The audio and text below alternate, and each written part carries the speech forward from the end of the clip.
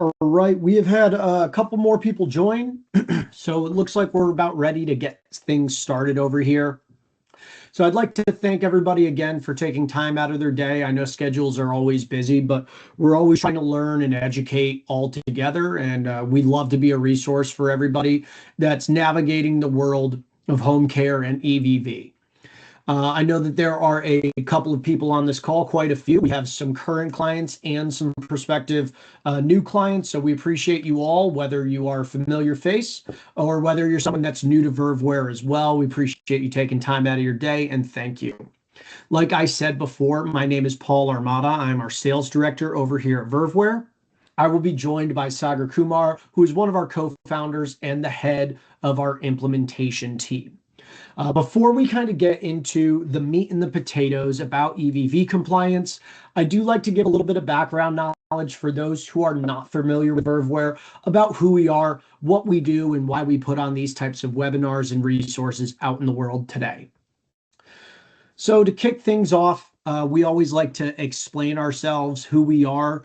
Our favorite phrase we always like to use is built for home care providers by home care providers. And the reason being is because the founders of our organization worked in the home care space for 30 plus years. They knew that there were difficulties in technological limitations provided not just for EVV, but for home care scheduling and billing, and sought to create their own software that would address all of these needs that were really built from the ground up by people who have lived through those kind of difficulties in navigating the home care space traditionally. We've now been in business for quite some time now, and we're really proud to say that we've won the G2 Best Software Award. We won some awesome accolades such as Best Estimated ROI, Easiest Setup, and Easiest to do business with, as well as a really, really strong App Store rating for caregivers utilizing the mobile app. These are some things that we're really proud of, but are just a testament to the type of work, care, and support that we put in working with our clients and working in this space. Now, I'm a very big visual person. A lot of people are wondering, all right, how does kind of Verveware fit into my organization? There are a lot of different pieces of technology and systems that are in place that are going to build up the architecture of your agency. So Verveware is going to fit in right in the middle of all of that. We're going to be collecting data from your caregivers, holding and creating data for your clients, your scheduling and your billing. But that's also going to connect to different systems on the outside. And there's multiple levels of automation that can be done with that, whether that be through your payroll companies, a single sign-on, your accounting software, billing, accounts receivable, clearinghouses, LMS courses, or even state aggregators or collections. So I know that there's a couple of logos up here that are very familiar, but if you do see us, if you are using a system or a platform that is not listed on here, don't worry, we can connect to those as well as on top of that. Sagar put out a great point in the chat. If you do have questions as they come up, feel free to put them in the chat. We will be ending our session with a Q&A addressing them all as they come up and along. And then lastly, we kind of surveyed all of our clients because we see a lot of positivity with Verveware. We have 100% client retention. We see a great usage, high objective reviews and scores, and we kind of wanted to find out what are the reasons why people like Verveware. And these are the three biggest reasons that we've seen from our clients. The first one is ease of use for supervisors and administrators. Being able to log in under their system, see all the right information at the right place, quick, easy, and fast loading time, whether that be a quick smart search, a dashboard, or just a basic user interface. Everyone has said how easy it is to use.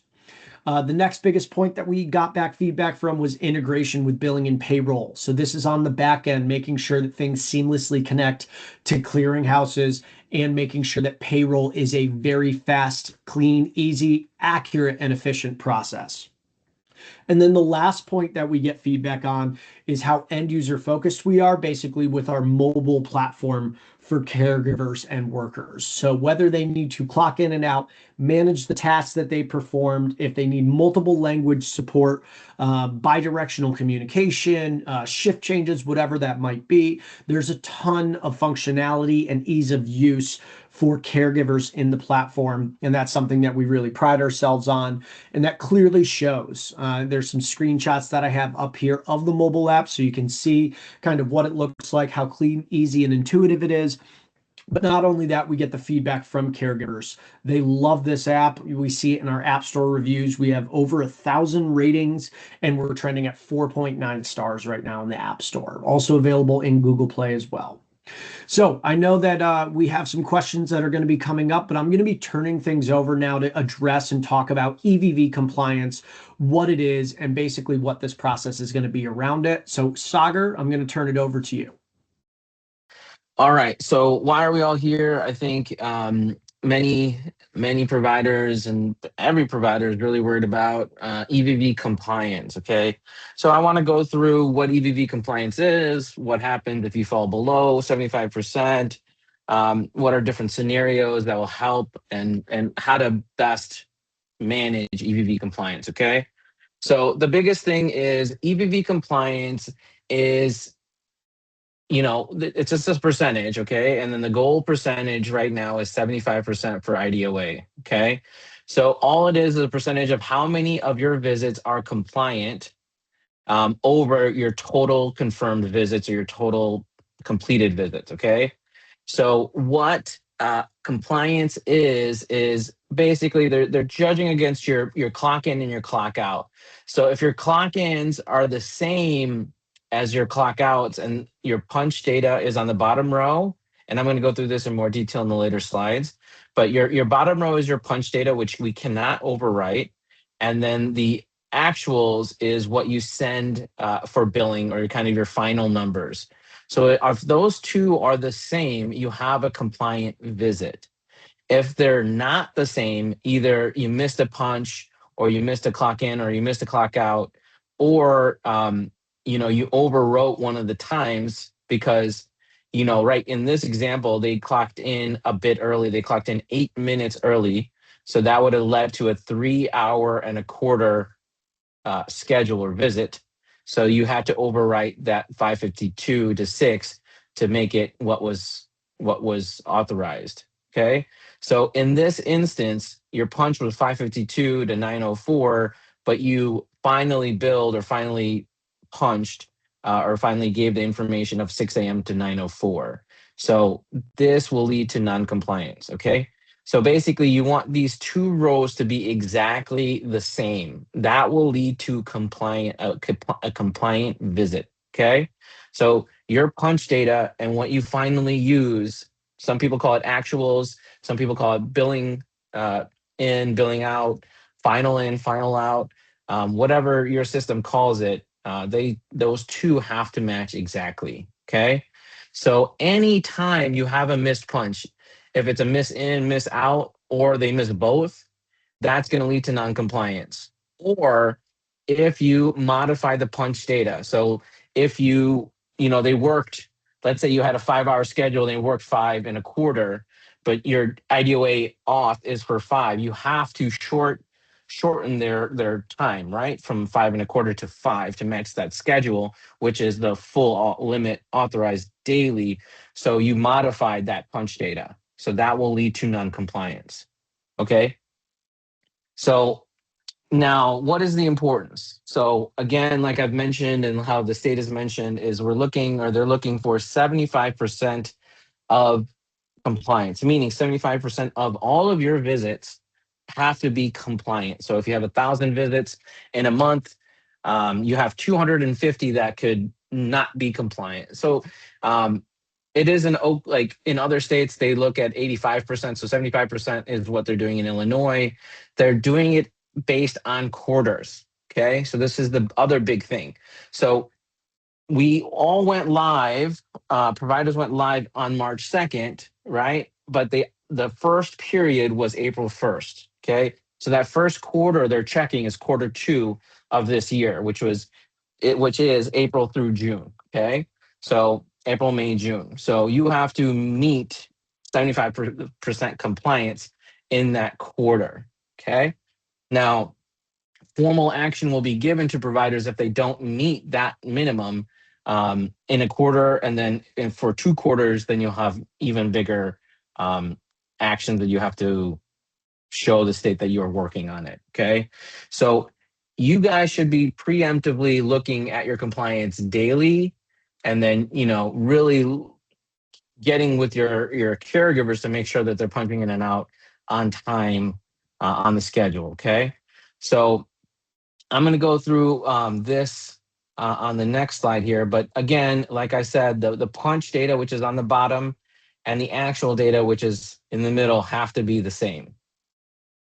So understanding the schedule, and I kind of break this out. Every EVV system has different nomenclature for what these are, but basically there's three things in a schedule. What was scheduled, right? That's your schedule in and out. What was punched, so that's what was punched and cannot be overwritten. So some people call that reel in, reel out, punch in, punch out, call in, call out. And then you have your actuals. Some people call that billing in, billing out, or final in, final out. So the nomenclature might change, but essentially what was scheduled is on top, what was punched is on bottom, and then what you finally send to your billing team or the aggregator is in the middle. So essentially your punch and your actual have to be the same for EVV compliance. So it's interesting because we always try to match the schedule, but realistically, now we have this other option called shift schedule. So you want to shift it if you can. And what that does, if you're a Verver customer, is basically shift the schedule to match the closest 15 minutes for your punch. So everything is in line. So your schedule, your actual, and your punch are all the same, and they're all within the plus or minus 7 minutes in the rounding rules. So that's what the shift schedule does. So we'll go through more examples later in this presentation. So again, I want to keep harping on the same thing. You have what's scheduled, okay? What's scheduled, the aggregator does not care about, okay? That's something that you guys do, and you have a 3-hour schedule. The aggregator just cares what was punched and what you said was final. Okay, so you could have a 5-hour schedule. They punch for 3 hours. They want to make sure that what they punched 3 hours, you said they punched 3 hours. That's all they care about. So they care about these bottom 2 rows. Okay, so that is the biggest thing, biggest takeaway for you guys who understand what EVV compliance is. They don't care so much about the schedule. They care about what was punched, what actually happened, versus what you said was the final punch data. Okay. If they match, you're good. If they don't match, you're not good. Okay. Now I'm going to go through different scenarios here. So you have a missed visit, but the hours were served. Okay. So the caregiver, their phone died, or, what have you. They missed clocking in and clocking out, but that the hours were served. You talk to the client, they said the hours were served. So you're going to send this actual data of, it's a 3-hour schedule from 6 to 9. You're going to say, hey, they worked the 3 hours from 6 to 9 because I verified that with my client. Okay. Now, this is okay, and you can bill the 3 hours, but this will lead to a non-compliant visit. Okay. Now, the other thing to note is a non-compliant visit does not affect billing. Okay. Does not affect billing. So again, it's just a threshold, and everyone's going to have issues. They're going to miss clock outs. They're going to miss punches. They're going to go over the authorized hours for the day. There's a plethora of scenarios here.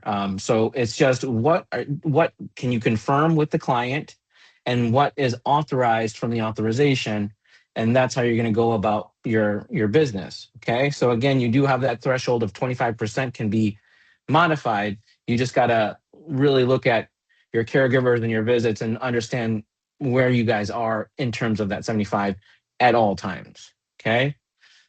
Now I'm going to go through another scenario. So again, the first scenario is you missed a punch, you missed both punches. This scenario is you missed an in or an out. Okay. Essentially the same thing. So again, you have the real punch out here at 6:31, and it's clean. It's plus or minus 7 minutes of the schedule, but you have no punch in. okay? So you have to overwrite the punch in. So since these two bottom rows do not match, it's going to lead to a non-compliant visit. The same thing here on the missed punch out. You have a good clock in, but you do not have a clock out. So you overrode the clock out because you confirmed it with the client. Again, you can bill this, but it will lead to a non-compliant visit. Okay. Now, another scenario is the worker worked less than the schedule. So in this example, that you had a 6 to 10 schedule, which is a 4-hour schedule, and then they worked a quarter hour less. Okay. So now this is a situation if you have to figure out what you guys want to do as a provider. Okay. So there's two ways to do this. Do you want to bill the 4 hours, or are you okay with the 3.75 hours? Okay. So if you want to be perfect with EVV compliance and a good schedule, then you can hit shift schedule. And what shift schedule will do is it will shift this out schedule time to 9:45. So it'll basically prepone this 15 minutes on the schedule. These two rows will stay the same. Okay. So you will have 3.75, 3.75, 3.75. The bottom two rows don't get touched. That will become a compliant visit. Okay. So in this scenario, if you care about the EVV compliance, you would shorten your schedule, the out time from 10 to 9:45, and that would give you an EVV compliant schedule. Okay. If you wanted to bill the 4, then you would have to modify the out time to be within 10 plus or minus 7. Okay. So if you do want the bill to 4, that's a question for you guys as a provider, then it will lead to non-compliance. If you want to take what was worked, which is 3 3/4 of an hour, then you just have to modify this out time to 9:45. You don't need a memo code, and all is good. Okay. So this is how you would handle this situation if you wanted to be compliant in this situation where the worker worked less than the schedule. Okay. Now let's flip the scenario. The worker worked more than what was scheduled. So almost the same thing, but the opposite. So now your real question is, you schedule 3, they work 3 1/4. Okay. Now, if you want it to be compliant with EVV compliance, you would have to shift this 6 o'clock to 5:45, right? To get you that extra quarter hour. That will make it EVV compliant.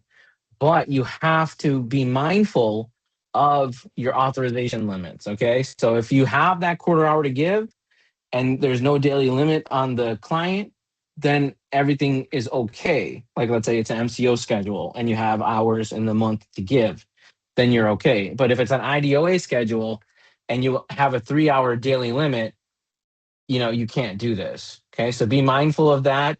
Also, you have to be mindful of overlapping situations. So the worker actually had a, 5 to 6 a.m., let's say, then you can't go and schedule 5:45 because you would be in overlapping situation.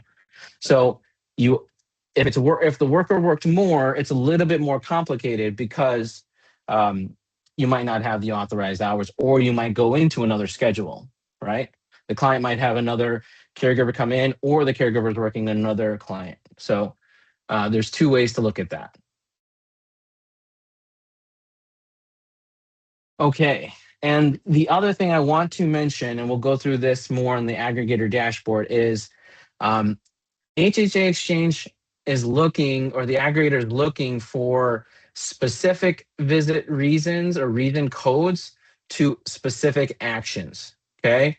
So if you use the memo code or edit reason code 200, it is looking for 18 as your action. Okay. Or alternatively 11. So this is a good cheat sheet for you to figure out how to put in the edit reason and the edit action. Okay, so I would screenshot this. It's also in our documentation, and I'll show you this. But if you're using, 210, then you have to use 22 as the action or 24. Okay. So this is very, very important on how you memo or how you put in edit reasons and edit actions for modified schedules. Okay. Let's jump into the aggregator dashboard. All right. So here is Verveware. We'll go inside, and inside of Verveware on the left, you have an aggregator dashboard. Okay. So inside of this dashboard, I'm going to go to January. You're going to see a couple of things. You have your compliance, 71%. So that's not good, but this is all fake data, but 71%. So when we send the schedule to the aggregator, we basically give you if it's going to be compliant or not, which basically is if these two numbers match, you're good. If they don't, then you're bad. And then also we send you what issues the aggregator had, if any. So majority, 98% of your schedules will be sent to the aggregator. Everything will be good. The only issues you'll see is, you might not have an SSN for the caregiver. You might not have a client unique identifier, or it might be mistyped, like the RIN number or the client ID in ECCPIS. So those two are big ones. The other big one is the edit reason is not correct, meaning if we go back to the PowerPoint, these were not matching. So you did a 200, but your reason was 22. So then, the aggregator will say, though, that doesn't make sense. So those are the most common issues or failures. And then we have all of that in our documentation section. So right here on the left, you go to documentation, and then you go to the aggregator here, and then we have a whole section on aggregator. We show you issues that we're seeing with the aggregator that the aggregator is fixing. And then we show you that mapping logic, or what happens. These are errors. What does it mean? So we're giving you all of this information to help you make or help your compliance be the highest it can be. Okay. Other things on the dashboard, you're going to see what's attempted, success, and what's failed. You can always click on failed, and it'll show you what's failed. You can go ahead and fix those right away. And then, so this one, I would go to the client, I would go to the caregiver and edit their SSN or add their SSN. And similarly, I would go to the client here and add the RIN number or correct it if needed. And then I can either hit retry here, or I can just resend all failures in the period from this button here. Okay. And you don't have to do this. We're sending this every night for you. So anything that's failed, we're just resending it for you just to make sure that the aggregator is getting all the visits corrected. Okay. So that's the aggregator dashboard. Let's see. I want to show you guys how to look at compliance inside of HHA or inside the aggregator. So you guys will have a login to your HHA Exchange portal, okay? And if you don't have a login, like the owner or the administrator should have a login to this website. If they don't, please create a ticket, and I'll show you guys how to do that too. Okay, so the first thing is how do I see my EVV compliance? If just I want to see it on the aggregator. Okay, so you're going to go here. You're going to go to reports here on the top, and then inside you're going to click on EVV compliance reports. Click on that, and then there is an EVV compliance summary report. Okay, you're going to click that, and then you're just going to pick your date range. So let's say you want to do it for the first month that they were tracking, which is 3/2 to 3/31. You can click those dates, hit view report, and it'll show you all the payers that you had access to, and then your subsequent EVV percentage, and then you'll see your total percentage. Okay, so in this case, 89.68. So that's well below or well above the threshold of 75%. Okay. The other thing I want to show you guys while we're here is how to add users. So your owner, your administrator will have access to this website, but you should probably have 2 to 3 people at least have access to this website. Your IT person, and then your operations person, maybe billing, maybe payroll, should have a user. So you're going to go here on the top, admin, user management here, new user, and then you can add that person to the system. Okay. So that is how you check your EVV compliance in the aggregator. The other thing I want to show you is how to create a ticket in HHA Exchange, because there's 2 different portals for some reason. So here is the website for your to create a ticket. Okay, it's a completely different website, completely different login information. So if you don't have access, you will have to create a user here. Once you're logged in, you want to go here on the top right, click more, and click Get Support. Okay, and then you click on HHA Exchange. You go next. For the majority of use cases, especially if you're having an EDI vendor like Verb, where you're going to go to data integration, you're going to put your 6-digit customer ID that the aggregator gives you. If you don't, I just put 99999, and then your EIN, and then you hit next. Then the category will be third-party vendor support. You'll pick your vendor. In this case, will be Verveware, and then you'll put your issue here. Now, the cool thing, what we do is on the aggregator dashboard, let's say there is an issue, a failure, and you don't know what it is, and it doesn't make sense to you. You can hit this copy for ticket, and this will copy over all the aggregator details they need.